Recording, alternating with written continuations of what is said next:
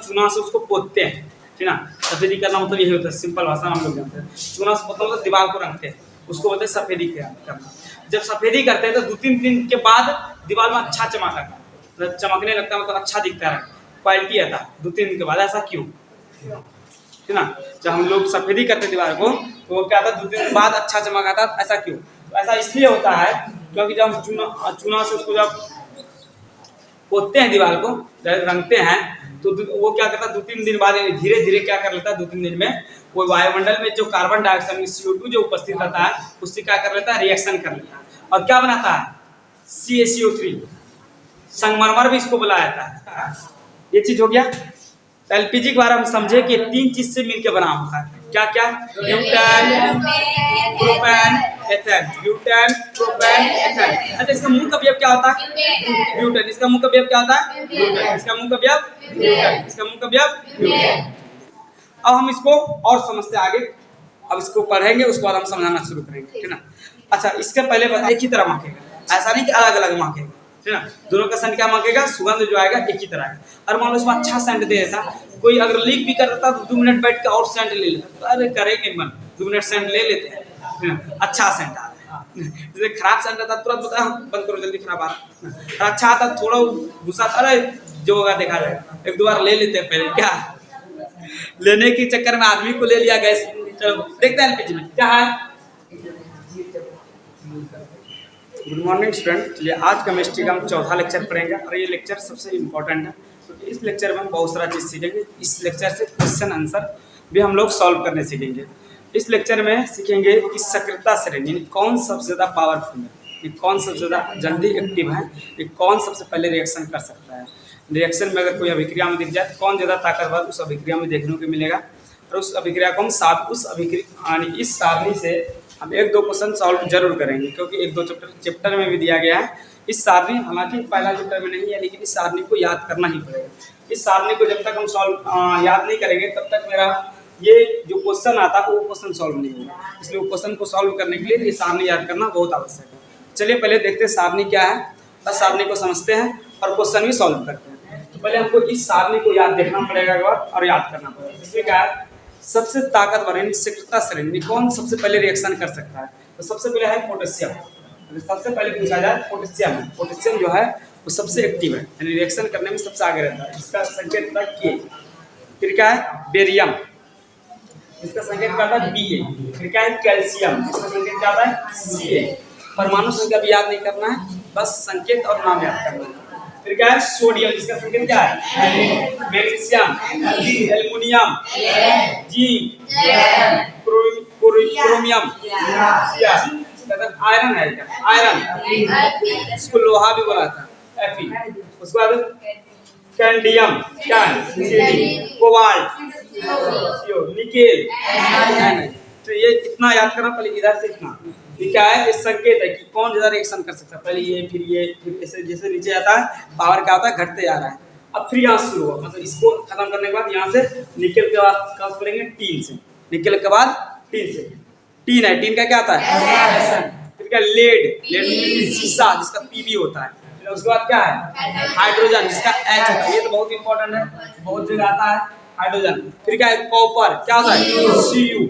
फिर क्या है मरकरी जिसको पारा भी बोला जाता है, मरकरी क्या बोला जाता है पारा भी बोला जाता है, जिसका क्या होता है Hg। उसके बाद क्या होता है सिल्वर Ag, सिल्वर, सिल्वर का क्या होता है चांदी भी बोला जाता है, सिल्वर क्या बोला था चांदी, सिल्वर को क्या बुलाता है चांदी भी बुलाता है सिल्वर को Ag। फिर क्या है प्लेटिनियम Pt है ना, फिर गोल्ड इसको सोना भी बुलाता है Au। ये याद करना है संकेत श्रेणी में, मतलब सक्रियता श्रेणी में कौन ज्यादा रिएक्शन जल्दी कर सकता है। जब तक ये याद नहीं रहेगा तब तक ये पीछे वाला जो क्वेश्चन दिख रहा है क्वेश्चन सॉल्व नहीं होगा। इस क्वेश्चन में क्या है देखिए, इसी सारणी से हम इस क्वेश्चन को सॉल्व करेंगे। आप कैसे प्रदर्शित करेंगे यानी आप कैसे सिद्ध करेंगे, कैसे दिखाएंगे ठीक कि कॉपर सिल्वर से अधिक क्रियाशील है। बोला आप कैसे सिद्ध करेंगे, आप कैसे दिखाएंगे, आप कैसे प्रमाणित करेंगे कि कॉपर जो है सिल्वर से अधिक रिएक्शन है, मतलब क्रियाशील है। कॉपर सिल्वर से अधिक क्रियाशील है, तो क्रियाशील ये क्या क्रियाशील श्रेणी कौन ज्यादा क्रियाशील है, सक्रियता से नहीं, तो कौन ज्यादा एक्टिव है, यानी क्रियाशील से ऋणी भी बोल सकते हैं हम। तो कौन ज्यादा क्रियाशील है, कॉपर या सिल्वर, यहाँ ये नहीं पूछा है, बोला कॉपर जो सिल्वर से ज्यादा क्रियाशील है, लेकिन कैसे कैसे प्रदर्शित करेंगे, दिखाइए आप ये दिखाएं, आप ये प्रूफ कीजिए कि कॉपर जो है वो क्या है, सिल्वर से अधिक क्रियाशील है। पहले हम साबित देते कि ये क्वेश्चन सही आएगा। तो कॉपर क्या है, कॉपर कहाँ है, यहाँ है कॉपर, सी नहीं है, सी यू, यहाँ कॉपर सी यू ना, सी यू इसको किससे बोल रहा है क्रियाशील जरा है, सिल्वर से। सिल्वर कहाँ है, यहाँ है, इससे तो अधिक है क्योंकि इससे ऊपर है तो अधिक क्रियाशील है, यहाँ से दिख रहा है कि ये अधिक क्रियाशील है, सी यू अधिक क्रियाशील है। चलिए ठीक है, अब यहाँ हम देखते हैं, तो इसमें आप लिखना क्या है, इसके लिए एक एग्जाम्पल लाना पड़ेगा। एग्जाम्पल एकल विस्थापन अभिक्रिया लाना पड़ेगा। एकल विस्थापन अभिक्रिया का अगर हम इस क्वेश्चन में रख दें तो प्रूफ हो जाएगा। ये प्रदर्शित कर सकते हैं हम कि सी यू एजी से ज्यादा रिएक्शन है, क्रियाशील है ना। क्या एक एकल विस्थापन अभिक्रिया लाना पड़ेगा, क्या कौन सा रिएक्शन लाना पड़ेगा, एकल विस्थापन अभिक्रिया। चलिए हम एक एकल विस्थापन अभिक्रिया लाते हैं। कहाँ एकल विस्थापन अभिक्रिया लाए, सी यू प्लस AgNO3, ये 2 जो दिए है संतुलित करने के लिए दिया है, क्या लिखे AgNO3। उसके बाद हम क्या लिखे, तीर का निशान देखिए, CuNO3 का होल 2 प्लस क्या लिखे, प्लस 2Ag, क्या लिखे प्लस 2Ag, ये संतुलित करके लिखे। इस रिएक्शन में क्या दिखा रही, Cu है जरा, CuAg को प्रतिस्थापित कर रहा है, हटा रहा है, क्या है, CuAg को हटा रहा है, इसका मतलब स्थापित कर रहा है। इसका मतलब यह है कि Ag से पक्का है कि Cu ज्यादा ताकतवर है, क्रियाशील से नहीं। अगर ताकतवर का मतलब यहाँ केमिस्ट्री में हम ताकतवर बोल रहे थे, मतलब क्रियाशील का बात करें, लड़ाई युद्ध वाला नहीं बोल रहे हम, क्या बोल रहे हैं, ताकत का बात बोल रहे हैं, मतलब क्या क्रियाशील। ये Cu किसको हटा रहा है, Ag को हटा रहा है। इसका मतलब ये साबित हो रहा है कि Cu पक्का है कि Ag से ज्यादा ये क्रियाशील है, तब ना हटा पा रहा है। और हमको यहाँ से कोई हटा पा रहा है, या हम कहीं बैठे हमको कोई हटा पा रहा है, इसका मतलब है कि उसका पावर हमसे अधिक है, तब ना हटा। जैसे तुम वहाँ पे बैठे हो, तुमको बस कोई पीछे हटा के बैठ दिया, स्कूल में चलता है रंगदारी कि चलो यहाँ नहीं पीछे चलो, ठीक ना, तो किसका रंगदारी चलेगा। अब जो लड़ाई में युद्ध करने में आगे रहो उसका चलेगा। क्रियाशील किसका चलेगा, तो क्रियाशील श्रेणी में आगे रहेगा उसका चलेगा। क्रियाशील श्रेणी में कौन आगे है, Cu आगे, पक्का है कि Cu विस्थापित कर देगा किसको, Ag को। तो इस अभिक्रिया के द्वारा ये प्रदर्शित होता है, ये साबित होता है, ये प्रूफ होता है, ठीक ना, ये सिद्ध होता है कि Cu जो है Ag से अधिक क्रियाशील है। हम क्या लिखे हैं, जब कॉपर के प्लेट को, कॉपर के टुकड़ा को सिल्वर नाइट्रेट के जलीय विलयन में, यही है silver nitrate AgNO3, silver nitrate के जलीय विलयन में डाला जाता है, ये डाल दिया जाता है, डाला जाता है, तो सिल्वर कॉपर द्वारा विस्थापित हो जाता है। सिल्वर किसके द्वारा विस्थापित हो जाता है, कॉपर द्वारा, यानी दूसरे भाषा में कॉपर सिल्वर को विस्थापित कर देता है, ये भी हम बोल सकते हैं। तो सिल्वर किसको विस्थापित कर देता है, कॉपर को विस्थापित कर देता है, मतलब हटा देता है। रिएक्शन दे दिए, रिएक्शन लिख दिए Cu प्लस 2AgNO3, तीर का निशान क्या लिखा है, यहाँ Cu आ जाएगा, यानी CuNO3 का होल 2 प्लस 2Ag। तो इस अभिक्रिया से प्रदर्शित हो रहा है, यानी प्रदर्शित होता है कि कॉपर सिल्वर से अधिक क्रियाशील है। इस जो अभिक्रिया रिएक्शन जो लिखे हैं, इस रिएक्शन से क्या साबित हो रहा है कि कॉपर सिल्वर से अधिक क्रियाशील है।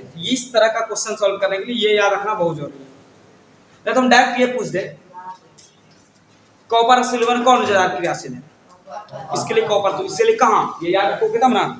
अब हम बोल रहे कि मान लो एल्युमिनियम और सोडियम में कौन ज्यादा रिएक्शन है, कौन क्रियाशील है, सोडियम।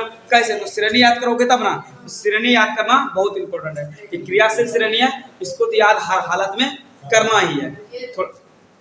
हाँ, क्रियाशील श्रेणी याद करना मतलब ये संकेत है, तो याद करके रखना है, कम से कम इतना तो जरूर करना है। उसके बाद बताते हैं, उसके बाद परमाणु संख्या भी 30 तक कम से कम याद करना है।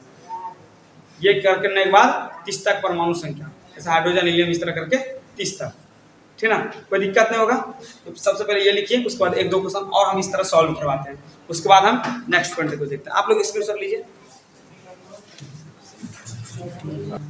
अब कुछ क्वेश्चन का आंसर हम लोग जानते हैं, कुछ क्वेश्चन को सॉल्व करते हैं, उसके बाद भी पॉइंट बचा हुआ उस पॉइंट पे काम करेंगे। सबसे पहले हम कुछ क्वेश्चन को देखते हैं जो कि क्वेश्चन इंपॉर्टेंट है, एग्जाम की दृष्टि से पूछा जाता है। क्या क्वेश्चन है?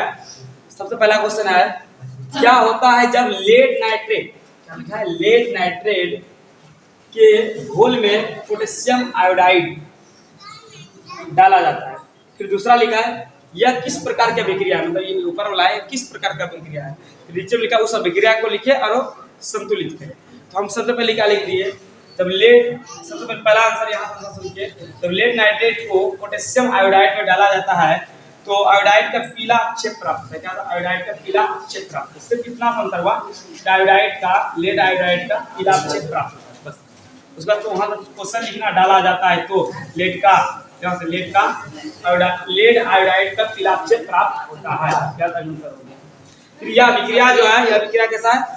द्वि विस्थापन अभिक्रिया या उभय विस्थापन अभिक्रिया। तो उभय विस्थापन अभिक्रिया का ही दूसरा नाम क्या है? द्वि विस्थापन अभिक्रिया। तो यहाँ लिख दिए द्वि विस्थापन अभिक्रिया, वो चाहे तो यहाँ उभय विस्थापन अभिक्रिया भी लिख सकते हैं। तीसरा क्वेश्चन क्या है? इसका हम संतुलित लिखना था। ये क्या है? लेड नाइट्रेट और क्या इसमें क्या डाला जाता है? तो लेड नाइट्रेट के घोल में पोटेशियम, पोटेशियम ये क्या है? Potassium iodide. पोटेशियम आयोडाइड में पोटेशियम का क्या था? के और आई का था ऐसे आयोडाइड में, आयोडाइड ने आई जो मिला वो किसका है? आई से किसका? आयोडीन का। आयोडीन और पोटेशियम के दोनों मिलकर क्या बनेगा? पोटेशियम आयोडाइड बन गया। तो यही हुआ क्या आई, यहाँ क्या आई दे दिया, और दो जो यहाँ दिए हुए हैं संतुलित करने के लिए दिए। ये दो मात्रा जो यहाँ दिख रहा है संतुलित करने के लिए। इन दोनों के रिएक्शन का ये यहाँ गया और ये यहाँ आया, ऐसा देखिए ये पीबी का चला गया, इसके जगह चले जाएगा, इसके जगह क्या आया? इसके साथ पीबी, पीबी और आई, आई हो गया I2, पीबी I2, NO3 है, इसके साथ कौन आएगा? क्या आएगा? क्योंकि तो ये क्या हो रहा है? तो उभय विस्थापन अभिक्रिया में यही था, इसके साथ ये जाता है, इसके साथ ये जाता है। ऐसे यहाँ किस तरह समझा देते हैं, ये जाता है इसके जगह पे, ये चला जाता है इसके जगह पे। तो उभय विस्थापन अभिक्रिया में क्या होता है? दोनों एक जगह पे स्थान चेंज करते हैं। पीछे लेक्चर में बता भी चुके हैं कि उभय विस्थापन अभिक्रिया क्या होता है, दोनों एक जगह पे स्थान चेंज करते हैं, उभय विस्थापन अभिक्रिया हो गया। फिर क्या लिखा है? सबसे इंपॉर्टेंट क्वेश्चन, ये घर में यूज होने वाला क्वेश्चन है ना, घर में ऐसा यूज होता है। सबसे इंपॉर्टेंट क्वेश्चन है, बहुत इंपॉर्टेंट क्वेश्चन, क्योंकि ऐसा हम लोग घर में करते हैं। क्या क्या हम लोग सफेदी करते हैं। सफेदी करना मतलब चूना से उसको पोतते हैं, ठीक ना। सफेदी करना मतलब यही होता है, सिंपल भाषा हम लोग जानते हैं। चूना से मतलब दीवार को रंगते हैं, उसको बोलते हैं सफेदी करना। जब सफेदी करते हैं तो 2-3 दिन के बाद दीवार में अच्छा चमक आता है, चमकने लगता है, मतलब अच्छा दिखता है, क्वालिटी आता है 2-3 दिन के बाद। ऐसा क्यों? ठीक ना। जब हम लोग सफेदी करते दीवार को तो क्या आता है? 2-3 दिन बाद अच्छा चमक आता है। ऐसा क्यों? तो ऐसा इसलिए होता है क्योंकि जब हम चूना से उसको जब पोतते हैं, दीवार को रंगते हैं, तो वो क्या करता है? 2-3 दिन बाद धीरे धीरे क्या कर लेता है? 2-3 दिन में वो वायुमंडल में जो कार्बन डाइऑक्साइड CO2 जो उपस्थित रहता है उससे क्या कर लेता है? रिएक्शन कर लेता है और क्या बनाता है? CaCO3। संगमरमर भी इसको बुलाया जाता है, CaCO3 को। और क्या बुलाता है? और कैल्शियम कार्बोनेट भी बुलाता है। इसी का दूसरा नाम क्या है? संगमरमर भी है। CaCO3 इसका नाम क्या है? संगमरमर भी और कैल्शियम कार्बोनेट भी है, ठीक ना। ये बना लेते हैं, क्या बना? कैल्शियम कार्बोनेट बनाता है, जिसके कारण क्या होता है? दीवार में चमक आ जाती है। लिखो आंसर क्या लिखे, यहाँ दिख रहा है आंसर। थोड़ा आप लोग पहले इसका स्क्रीनशॉट लीजिए और थोड़ा सा नीचे करते हैं। अब हम आंसर देखें यहाँ, बुझे हुए चूने के विलयन का उपयोग दीवारों को सफेदी करने में क्या जाता है? रंगने में क्या जाता है? होता है क्योंकि बुझा हुआ चूना वायुमंडल में उपस्थित CO2 यानी कार्बन डाइऑक्साइड के साथ धीरे धीरे, कार्बन डाइऑक्साइड के साथ धीरे धीरे अभिक्रिया करके 2-3 दिन के बाद कैल्शियम कार्बोनेट यानी संगमरमर भी बोल सकते हैं, CaCO3 या कैल्शियम कार्बोनेट भी आप लोग लिख सकते हैं, यूज कर सकते हैं। कैल्शियम कार्बोनेट बनाता है, क्या बनाता है? 2-3 दिन के बाद धीरे धीरे कैल्शियम कार्बोनेट बनाता है, जिसके कारण क्या होता है? दीवार में चमक आ जाती है। इसके कारण क्या होता है? दीवार में चमक जाती है, दीवार क्या होता है? चमकने लगता है। समझ में आ गया कि सफेदी करने के बाद क्या होता है? 2-3 दिन के बाद क्या होता है? सफेदी करने के बाद ये वायुमंडल में जो उपस्थित CO2 रहता है, हम लोग जानते हैं कि वायुमंडल में CO2 उपस्थित है, तो CO2 से क्या करते हैं? रिएक्शन करते हैं। रिएक्शन करने के बाद क्या बनाता है? संगमरमर बनाता है, कैल्शियम कार्बोनेट बनता है, CaCO3 बना लेता है, जिस कारण क्या होता है? दीवार में चमक आता है। संगमरमर भी क्या है? पत्थर है तो उसमें भी चमक आता है ना। संगमरमर का जैसे ताजमहल में लगा हुआ है, क्या होता है? चमक आता है। तो आप लोग स्क्रीनशॉट लीजिए इसका, उसके बाद हम लोग नेक्स्ट देखते हैं।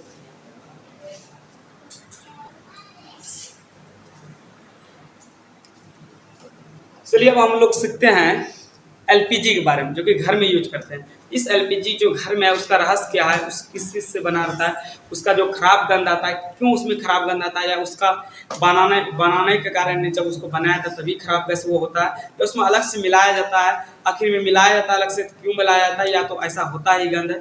अगर ये होता है तो इसको जब 1 किलो यानी 1 ग्राम जलाएंगे तो इसको जलाते हैं हम, तो तब कितना उसमें उत्पन्न हो रहा है, 1 ग्राम जलाएंगे 2 ग्राम जलाएंगे कितना उसमें उत्पन्न होगा। इस सारा चीज क्वेश्चन का आंसर इस चैप्टर यानी इस क्वेश्चन में जो हम लिखे हुए हैं इसमें आंसर मिल जाएगा। आप लोग का जितना भी एलपीजी से संबंध रखने वाला आप लोग का जितना भी क्वेश्चन है उससे इसमें दिख जाएगा। और उसको सिलेंडर में भरता है यानी कैसे किस प्रकार का, वो सारा चीज यह क्वेश्चन आपको देखने को मिलेगा। एलपीजी के बारे में जो आप लोग एलपीजी जलाते हैं वो जो खराब गंध करते हैं उसका सारे खराब गंध के बारे में इस क्वेश्चन में आंसर देखने को मिलेगा। चलिए पहले हम इस क्वेश्चन को देखते हैं, एलपीजी के बारे में वर्णन करते हैं, एलपीजी के बारे में समझते हैं कि एलपीजी क्या होता है।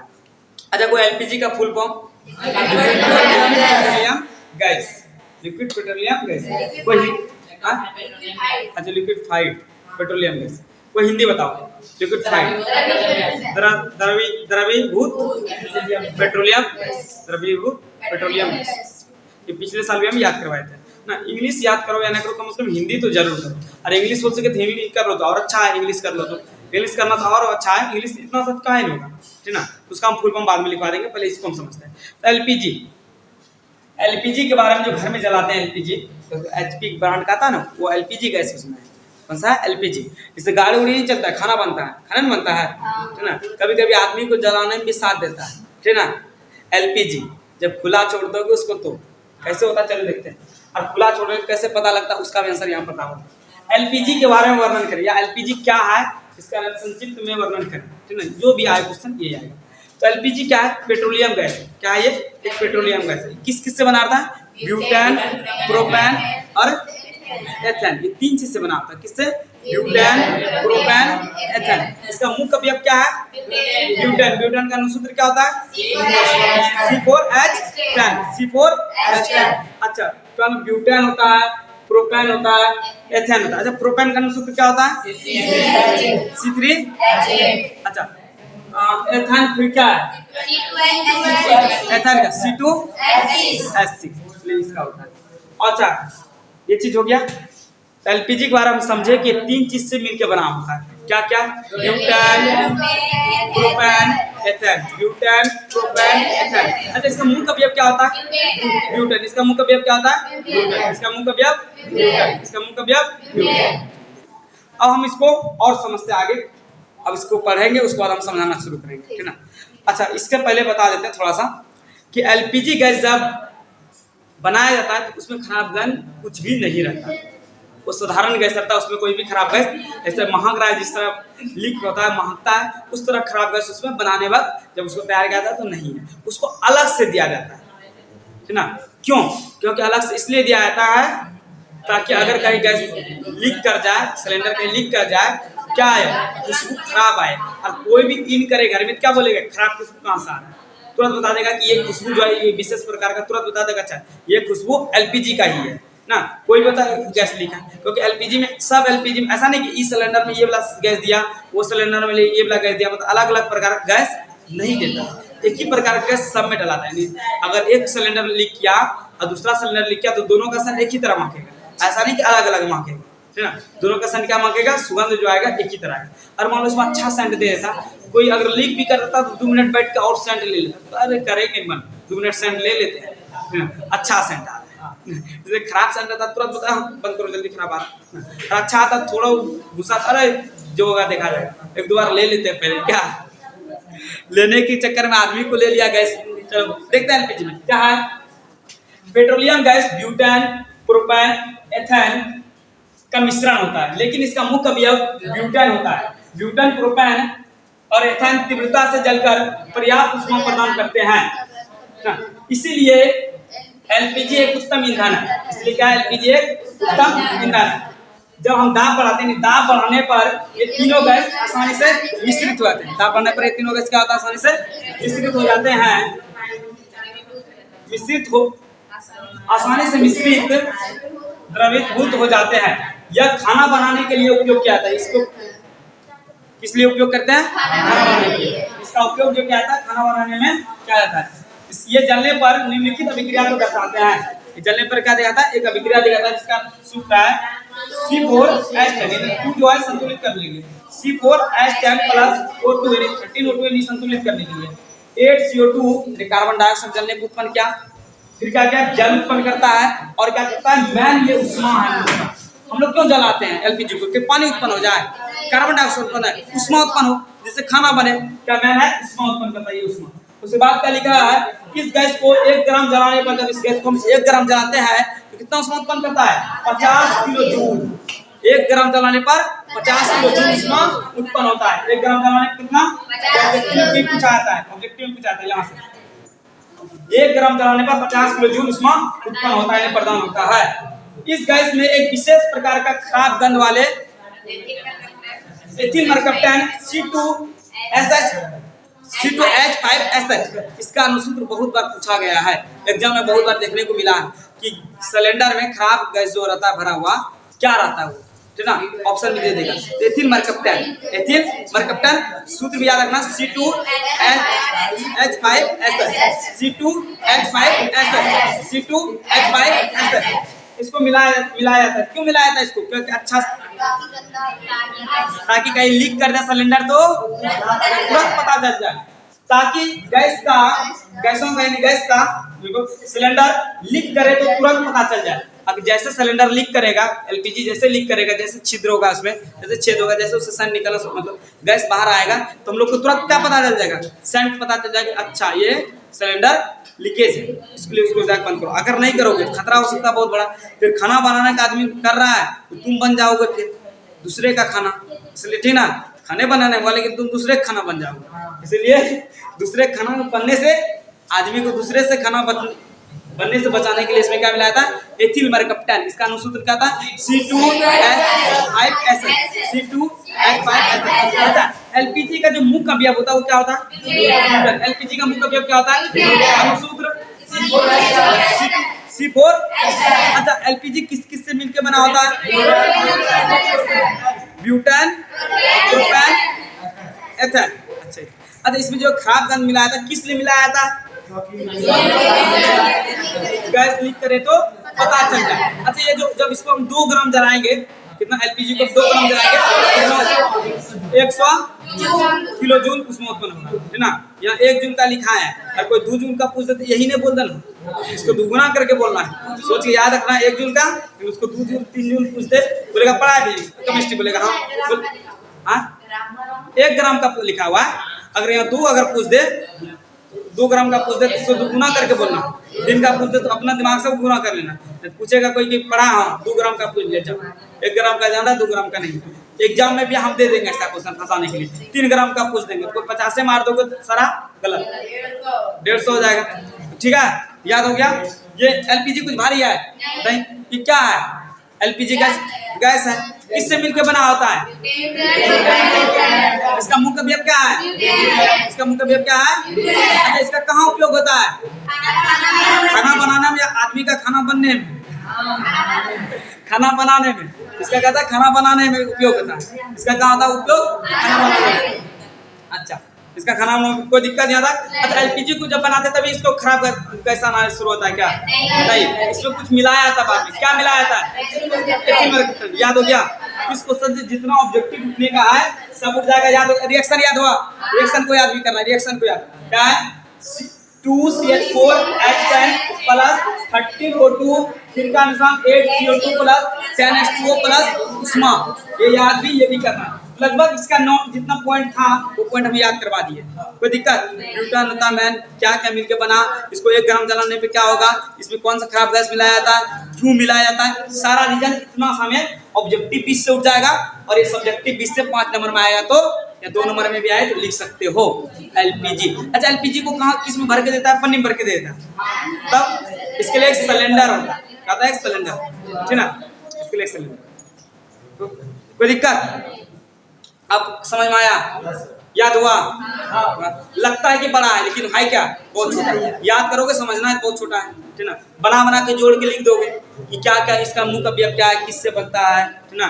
इसको जलाने पर कौन सा उष्मा उत्पन्न होता है, इसको क्यों जलाया जाता है, क्या इसका उपयोग है खाना बनाने में। इसको इसी भी लिख सकते हो, एक सिलेंडर में भर के आता है जो लाल कलर का होता है, ऐसा कुछ बना के अपने मन से लिख सकते हो, कोई दिक्कत नहीं। तो इससे क्वेश्चन हम लोग घर में एलपीजी का यूज करते हैं, सिलेंडर का यूज करते हैं, तो उसमें क्या क्या रहता है, वो खराब क्यों रहता है, क्यों खराब गैस मिला था, ये सब कोई कोई ऐसा इमेजिंग करता है खराब भी बनवे करता है इसलिए खराब गैस आ रहा है, नहीं ऐसा नहीं है। उसमें मिलाया जाता है कि ताकि खराब आए, ठीक ना, गंध खराब उसका आए, ठीक ना। इस तरह चीज क्वेश्चन हो गया सॉल्व, ठीक ना। हम लोग घर में यूज करते हैं, घर वाला तो जाना ही चाहिए। चलिए इसको आप लोग स्क्रीनशॉट लीजिए, उसको देखते हैं।